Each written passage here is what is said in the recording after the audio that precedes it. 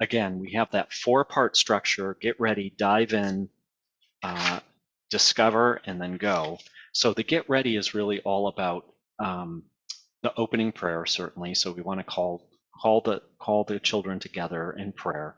But then we have what we call an engage activity, and this is just meant to be either a thought-provoking question, depending on the age appropriate, thought-provoking question, or actually a quick activity or puzzle that the children do just to spark some prior experience. So we're trying to connect them and build some curiosity with what we're going to cover. So those are the first two movements, and the directions are in there. Then we dive in, and we call it dive in because we go right into the scripture story. So I'm looking at grade 1, chapter 4. So it doesn't matter. It follows the same format in whatever grade you might be looking at.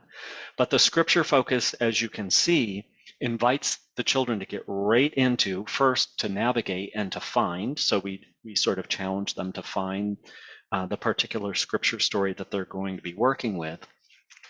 And that takes them, again, to those 2-page. It will always be focused in the lower grades up until grade 5. It'll always be focused on one of these stories that has a 2-page workup and presents it in that way. So the first thing they'll do is they always read the story. Then we always have some recall questions that we offer the catechist. So the catechist asks some questions about what did you see on the page, or what did you hear in the story, or what was a vocabulary word that you encountered. And then what we would do after that, after we process that page, then we start working with the different resources. And again, there's an understand it, live it, and tell it that are part of the Bible itself. So we would have the children do that, but we would also have them go to their activity booklet, and the left hand, I have a little post-it note there, the left hand side of the activity booklet is always an activity related specifically to the scripture. And so as soon as they've read the scripture, we've asked them a few questions about the scripture, just checked that they got some of the basic concepts. Typically, then we move to this activity. So they would have this activity booklet, open it up, and they would be able to do this activity. And this is always based specifically on the Bible itself. Now, I did want to just talk about the cover. The opening prayer is typically offered here on the front, and we have some other understand it and live it's. So these are just some more informational pieces that we give some input on how to guide that. So we work through the Bible specifically. We go through the understand it. We always have some questions there to make sure children understand. We talk a little bit about the live it, which is usually an activity either done in the class or can be done at home. And the tell it, if we have time, we try to get the children to retell the story in their own words. Again, just to test recall, to assess recall and learning. Then, once we've finished with the scripture, we've done that first core activity in the activity booklet, then we move to the core learning activity. And that is, again, that's sort of the sometimes out of the seat, sometimes in the seat, but that's that active learning activity that helps children bring the particular theme to life. So that can take, typically we have 25 minutes for that activity plus the core teaching. So they would do that activity. There's usually some way to process that activity. We have that as one of the parts here. So you don't just do the activity, have fun, and call it a day.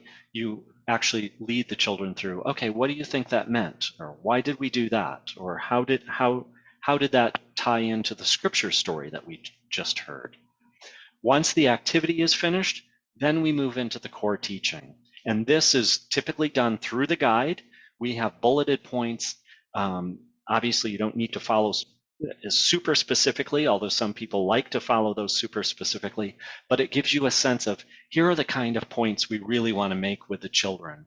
And so Most catechists keep this open to that page in particular, and highlight that as they will, or create that page so that they can give just a mini presentation of some of the real key points that we're focusing. And this is where the doctrinal pieces will come through. This is where some of that core content outside of Scripture will come through. Of course, it's all tied to the Scripture story. It's all the chapter as a whole is tied.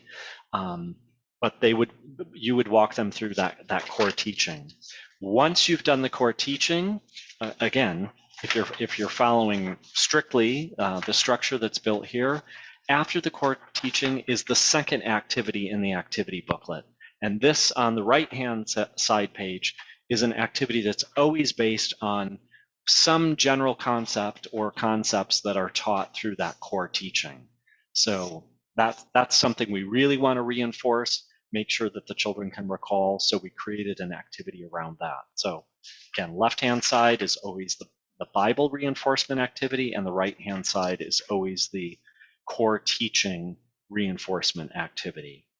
Once we've done that, depending on your time frame, if you want to incorporate the We Know and Live Our Faith, that's where we, in the Catechist Guide, we say, hey, just so you know, here are the pages in We Know and Live Our Faith that correspond to this chapter.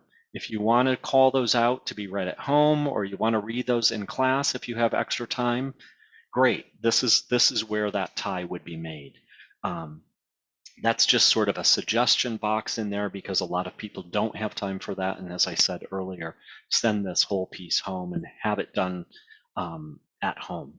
Then we move into the lesson wrap up. We see if the children can sort of recall the three main goals that we set out for the particular chapter.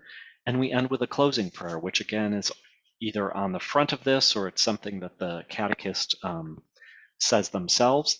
And then we're finished. We do, in the different grade levels, we always have an extra activity. It's sort of just a reward for traveling through the program that we also encourage as part of the lesson wrap up. So it's different for each single grade. So if you want me to talk about what they are, I'm happy to do that. In grade 1, I just happen to have it here. As part of the lesson wrap up, they have this sheet and they have a sticker sheet. And so if they finish chapter 1, they take the first sticker off here and place it in the number 1. And they do that for each successive week. So they sort of travel through the different, and they have to find them. We didn't just create it in one clear map. We want them to search for it a little bit. They just continue to fill that out, and so they can see, they sort of track their progress. They get a little excited about, ooh, I'm getting more stickers on here. I only have 3 more to go. It's sort of a reward and helps them to visualize how they're tracking through the year. So we have that for each. It's not a sticker for every single grade. It's different kinds of activities for the different grades. And then I encourage, that's really the end of the lesson. Again, in the Catechist Guide, then we have 3 additional activities. So if you were wanting to extend the lesson for an additional 15 minutes, or each of those are 15 minutes, so you could extend it even further. There are 3 different activities, one of them always incorporating a YouTube video or some kind of music or song.